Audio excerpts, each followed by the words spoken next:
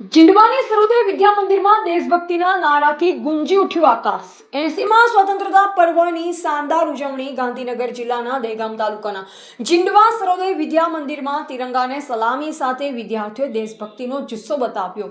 જીંડવા સ્થિત સરોદય વિદ્યા મંદિરમાં 15 ઓગસ્ટના રોજ 80મા સ્વતંત્રતા પર્વની ધમાકેદાર અને દેશભક્તિના રંગે રંગાયેલી ઉજવણી કરવામાં આવી। તિરંગો લહેરાતાની સાથે જ સમગ્ર શાળા પરિસર વંદે માતરમ, ભારત માતા કી જય અને આઝાદી અમર રહોના ગગનભેદી નારાથી ગુંજી ઉઠ્યું।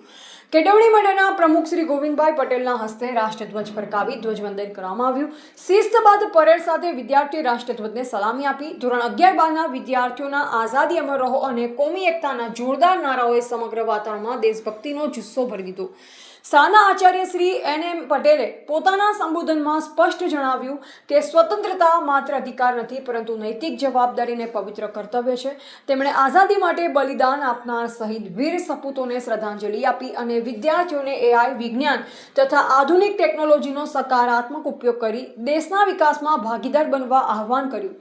સાંસ્કૃતિક કાર્યક્રમમાં પણ વિદ્યાર્થીનીઓએ પોતાની પ્રતિભાનો જોરદાર પરચો આપ્યો। ધોરણ 9ની વિદ્યાર્થીનીઓએ દેશભક્તિ ગીત રજૂ કર્યું, જ્યારે ધોરણ 10ની વિદ્યાર્થીનીએ સ્વતંત્રતાનો સંઘર્ષ વિષય પર ધારદાર વક્તવ્ય આપ્યું। ધોરણ 9થી 12ના વિદ્યાર્થીઓએ નારી શક્તિ વિશ્વમાં અજોડ છે થીમ પર ગરબાની રમઝટ સાથે મનમોહક નૃત્ય રજૂ કરી સૌને મંત્રમુગ્ધ કર્યા।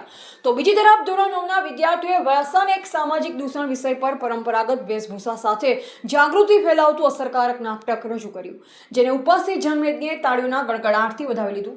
તિરંગો, દેશભક્તિના નારા, શિસ્તબદ્ધ પરેડ અને વિદ્યાર્થીઓની અદ્ભુત રજૂઆતો વચ્ચે સરોદય વિદ્યા મંદિરનું સ્વાતંત્ર્ય પર્વ રાષ્ટ્રપ્રેમના જોશ સાથે સંપન્ન થયું। કાર્યક્રમ સફળ બનાવવા આચાર્ય શ્રી એન.એમ. પટેલ સહિત સમગ્ર શૈક્ષણિક અને બિન શૈક્ષણિક સ્ટાફે નોંધપાત્ર મહેનત કરી। રિપોર્ટર દિનેશ ચંદ્ર શાહ, દહેગામ।